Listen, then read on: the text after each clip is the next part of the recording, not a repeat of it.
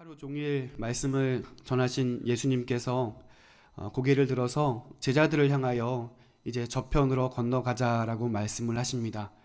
해가 저물 무렵 또 예수님의 피곤한 모습이 역력한 채로 그 음성을 들은 제자들은 예수님이 타고 있던 배에 올라타서 예수님께서 말씀하시는 가라사 지방을 향하여서 움직이기 시작합니다. 예수님께서 피곤하셨는 걸 아는지 그날따라 호수도 참 잔잔했습니다. 하지만 잔잔했던 갈릴리 호수는 갑작스레 얼굴을 바꾸고 큰 광풍을 몰아왔습니다. 갈릴리 호수는 지역적인 요인 때문에 시시때때로 광풍이 불던 것으로 유명하던 곳이었습니다. 비록 갑작스러운 풍랑이었지만 제자들 중 적어도 4명만큼은 이것이 갑작스러운 일이 아니었으리라 생각됩니다. 왜냐하면 그들은 갈릴리 호수에서 잔뼈가 굵은 어부들이었기 때문입니다. 그들은 이제까지 이러한 폭풍들과 싸워서 이긴 사람들입니다. 이날도 제자들은 그동안 경험했던 실력으로 이 폭풍과 맞서게 됩니다. 하지만 그날 그들에게 불어닥친 이 풍랑은 이제껏 경험해보지 못했던 것이었습니다. 그들의 경험을 초월하는 것들이었습니다. 일렁이는 파도, 거센 비바람이 내리쳤고 그로 인해서 일렁이는 호수로 인해서 바다에 물이 차기 시작합니다. 아무리 물을 퍼내고 짐들을 호수에 버리지만 소용이 없습니다. 키를 잡고는 있지만 마음대로 배가 움직이지 않습니다. 배는 점점 물로 가득 차게 되었습니다. 아무리 발버둥을 쳐보아도 그들의 마음속에는 죽음이라는 것이 엄습해 왔습니다. 바로 그때 그들의 뇌리에 스치는 것은 바로 예수님이었죠. 그러고 보니 난리가 난 이 난리통 속에서 예수님의 모습이 보이지 않습니다. 제자들은 예수님을 찾기 위해서 이곳저곳 달려봤지만 예수님은 찾지 못합니다. 그리고 배 뒤편에 좁다란 침실에서 주무시고 있는 예수님을 발견하게 됩니다. 다급하여진 제자들은 선생님을 깨우며 이렇게 말하죠. 선생님이여, 우리가 죽게 된 것을 돌보지 아니하시나이까. 어떤 사람들은요, 예수님을 깨우는 제자들의 모습을 보면서 예수님에 대한 믿음을 가지고 그들이 예수님을 깨웠다라고 이야기를 하지만 문맥을 보면 그들이 믿음을 가지고 예수님을 깨운 것 같지는 않습니다. 40절 말씀 보시면 예수님께서 그들의 믿음 없음을 가지고 그들을 책망하고 있기 때문입니다. 그러니까 제자들이 예수님을 깨우면서 왜 우리를 죽도록 내버려 두십니까? 지금 잠이 옵니까? 라고 그들은 원망하고 있는 것입니다. 자신들은 광풍과 싸우면서 죽을 지경이 되었는데 그러한 자신들을 돌보지 아니하는 예수님이 원망스럽고 실망하게 되었다는 것입니다. 우리가 죽어가는데 왜 당신은 잠만 자고 있습니까? 스승으로서 어찌 그렇게 무관심할 수 있습니까? 그들의 원망과 그들의 실망 섞인 이 모든 이야기를 다 들으신 예수님께서는 잠잠하게 일어나십니다. 그리고 갑판에 나가셔서 마치 지금 난리통 속에 있는 것이 아니라 전혀 다른 세상에 있는 사람처럼 예수님은 고요하고 평온하게 일렁이는 바다를 향하여 잠잠하라, 고요하라 라고 명령하십니다. 그러자 금방이라도 이 배를 집어삼킬 것 같던 그 폭풍은 쥐죽은 듯 잠잠하게 되었습니다. 그리고 몸을 돌리셔서 예수님은 제자들을 향하여 한 번 더 꾸짖으십니다. 어찌하여 이렇게 무서워하느냐? 너희가 어찌 믿음이 없느냐? 이 말씀을 들은 제자들은 심히 두려워서 바다를 잠잠케 하는 예수님을 바라보며 이렇게 수군거리기 시작합니다.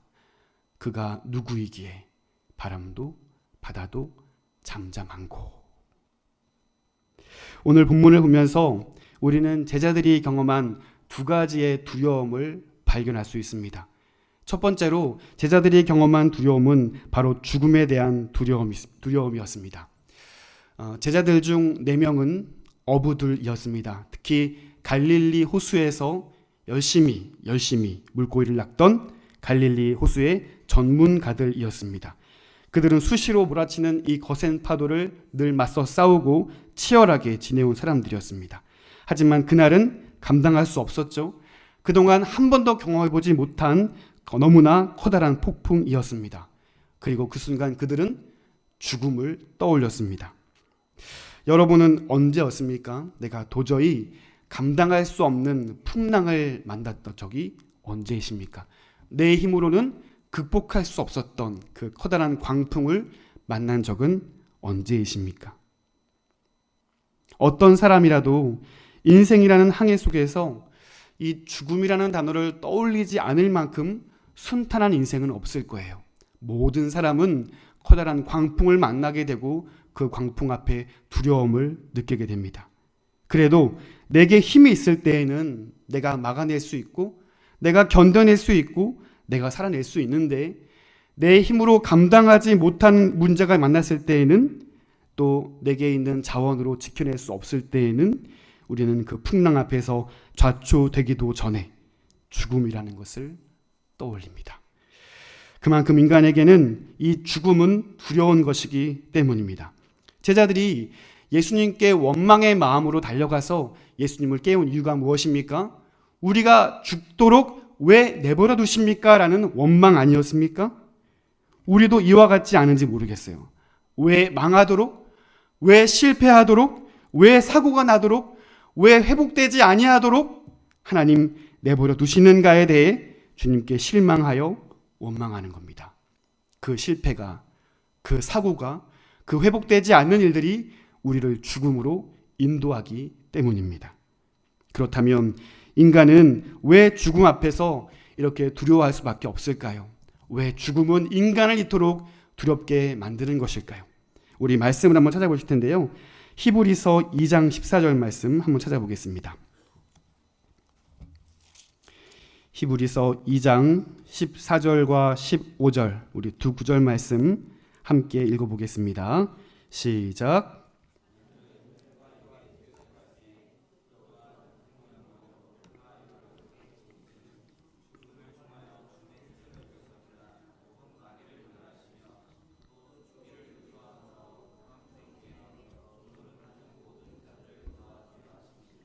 아멘.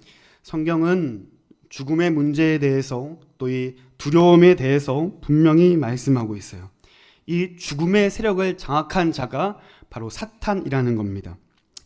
여러분 반드시 기억하셔야 할 사실이 있습니다.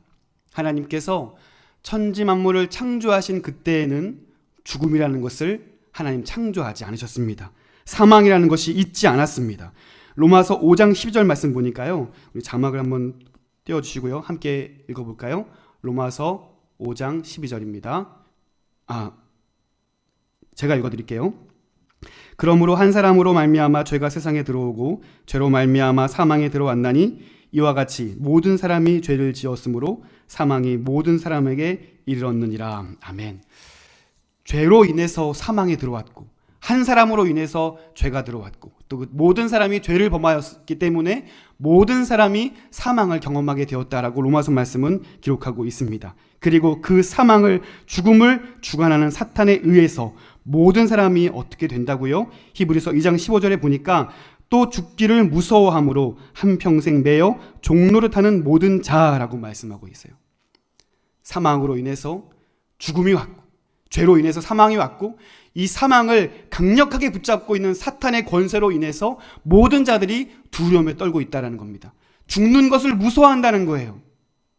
여러분, 봄이 오면 여름이 오고 여름이 오면 가을이 오고 겨울이 오는 것처럼 사람이 죽는 문제에 대해서 자연의 한 부분으로 그렇게 흘러가는구나라고 생각해서는 안 된다는 거예요.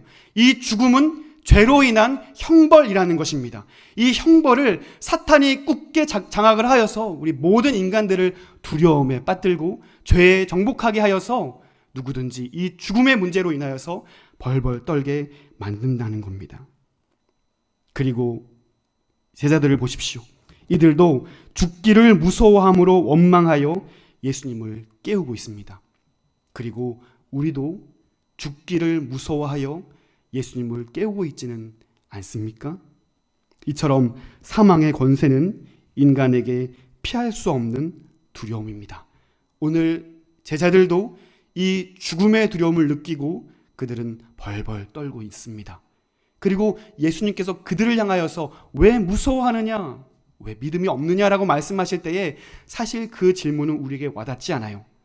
죽음이 우리에게는 피할 수 없는 두려움이기 때문에 그렇습니다. 그 누구도 돈이 많아도 능력이 많아도 권세가 많아도 그 누구도 인간이라면 이 죽음의 문제를 해결할 수 없기 때문입니다. 제자들이 경험한 두 번째 두려움, 그것은 죽음의 두려움과는 전혀 다른 것이었습니다. 오늘 다시 본문으로 넘어오셔서 마가복음 4장 39절로 41절 우리 세 구절 말씀 함께 읽어보겠습니다. 시작.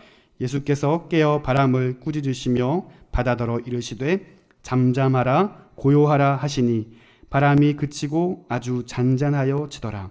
이에 제자들에게 이르시되 어찌하여 이렇게 무서워하느냐 너희가 어찌 믿음이 없느냐 하시니 그들이 심히 두려워하여 서로 말하되 그가 누구이기에 바람과 바다도 순종하는가 하였더라. 아멘. 예수님의 명령으로 잠잠해진 호수를 바라보면서 제자들은 전혀 다른 새로운 두려움을 경험하게 됩니다. 본문에는 그들이 심히 두려워하여 라고 되어 있지만 원문을 살펴보면 마가는 제자들이 느낀 그 두려움에 대해서 이렇게 말하고 있어요. 그들이 큰 두려움으로 두려워졌다. 큰 두려움으로 두려워졌다. 같은 단어를 두 번 반복하면서 그들이 느끼는 두려움은 앞전에 느낀 죽음의 두려움과는 전혀 비교할 수 없는 커다란 두려움이었다라고 이야기하고 있는 거예요. 그들은 새로이 경험되는 이 두려움에 압도당하고 있습니다. 그것은 실제적인 경험이었습니다. 이 무시무시한 광풍으로 인해서 이제 우리가 죽었다라고 생각을 했는데 선생님이라고 생각한 이분으로 인해서 그들의 목숨이 구원을 받게 되는 거예요. 게다가 그분의 명령에 그 무서운 폭풍이 잠잠하여진 것을 보면서 예수님에 대한 두려움으로 떨며 서로 물어봅니다. 그가 누구이기에 바람과 바다도 순종하는가? 여러분, 그가 누구이십니까? 제자들이 서로 수군거리면서 말하는 그분은 누구이십니까? 천지 만물을 창조하신 성자 하나님입니다. 하나님과 본체이시며 능력과 권능이 동등하신 하나님의 아들이십니다. 그러기에 이 대자연도 하나님의 피조물이기에 하나님의 명령에 순종하는 것입니다. 제자들은 그러한 예수님을 바라보면서 하나님에 대한 경외심을 갖는 거예요.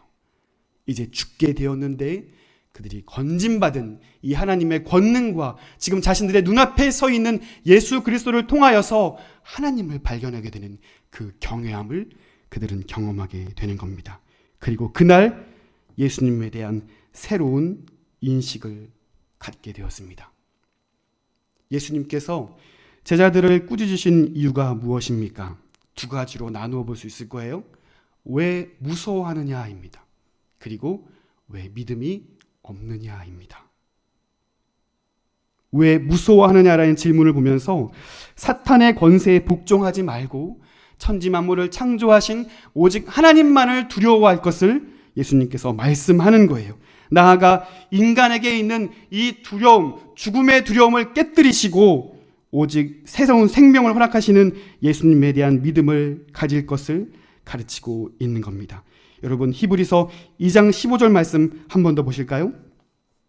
히브리서 2장 15절 말씀 보시면 또 죽기를 무서워함으로 한평생 매어 종노릇하는 모든 자들을 어떻게 해요? 놓아주려 하심이니. 아멘.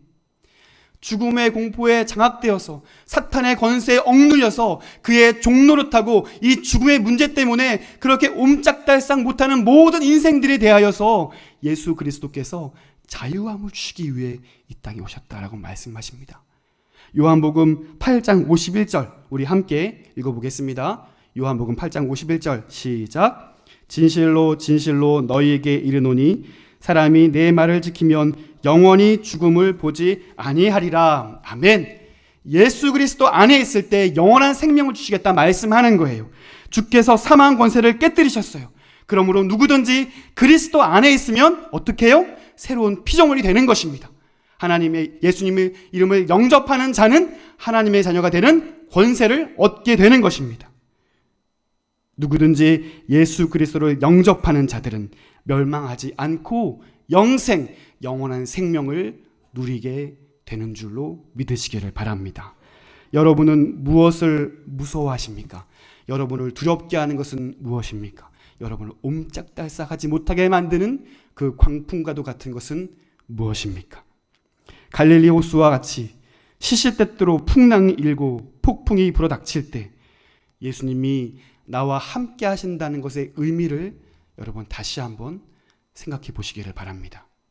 어떤 사람들은 예수님이 나와 함께 하신다는 의미가 뭐냐면 그분이 이 문제를 해결해 줄 거야. 나를 안전하게 해줄 거야. 나를 지켜줄 거야 라는 믿음을 가지고 있습니다. 그러나 오늘 말씀을 통하여 우리에게 말씀하시는 참 의미는 뭐냐면요. 이 풍랑이 만일 그 발을 좌초하여 죽게 될지라도 주님이 함께 있는다는 것이 우리에게 영원한 생명을 주신다는 것, 그리고 참 구원자인 그분이 나와 함께 하신다는 것, 그것이 바로 생명이고 그것 자체가 구원이고 그것 자체가 하나님이 나와 함께 하신다는 사실을 기억하라는 것입니다. 사랑하는 여러분, 풍랑 때문에 두려워하지 마십시오. 여러분을 붙잡고 있는 그 어려움 때문에 여러분 좌초되지 마십시오. 오히려 믿음의 눈을 들어서 지금 그 문제 가운데 함께하고 계시는 예수 그리스도를 믿음의 눈을 들어 바라볼 수 있기를 바랍니다. 오히려 풍랑 가운데 내 영혼은 더욱 고요하고 안전하다는 사실을 경험할 수 있기를 주님의 이름으로 축원드립니다. 사랑하는 성도 여러분, 오늘 풍랑 가운데 제자들은 예수님을 발견합니다. 선생님이었고 훌륭한 랍비였고 존경할 만한 그분이 이제 하나님의 아들로, 아니 하나님 자신으로 서 있는 것을 그들은 경험하게 됩니다. 이것을 오늘 우리가 동일하게 인식하고 그분이 단순히 마치 우리가 목마를 때 500원짜리 1000원짜리 집어넣으면 시원한 음료수가 나와서 내 목마름을 해결해 주는 것이 아니라, 마치 그분이 나를 위해 존재하는 것이 아니라 내가 그분을 위해 존재하고 그분이 죄 때문에 죽을 수밖에 없는 죄인들을 향하여서 인간의 몸을 입고 이 땅에 오셔서 모든 것을 주실 만큼 우리를 사랑하시는 하나님의 아들로, 모든 것을 허락하실 만큼 우리에게 전부를 주신 하나님의 아들로 우리가 인정할 수 있는 귀한 고백과 결단의 시간이 될 수 있기를 바랍니다. 여러분, 풍랑 앞에서 두려워하지 않고 오히려 풍랑 가운데 나를 이끌어 가실 그 예수 그리스도를 믿음으로 바라볼 수 있기를 간절히 소원합니다. 사랑하는 성도 여러분, 오늘 지금 예수님과 함께하고 계십니까? 고난 중에도 주님을 여러분은 바라보고 있으십니까? 어떤 시련이 몰려와도, 세상 사람들이 그것 때문에 살고 죽는다 할지라도 우리의 구원자 되시는 예수님 때문에 내 영혼은 안전합니다. 내 영혼은 평안합니다. 고백할 수 있는 저와 여러분 되시기를 주님의 이름으로 축원드립니다.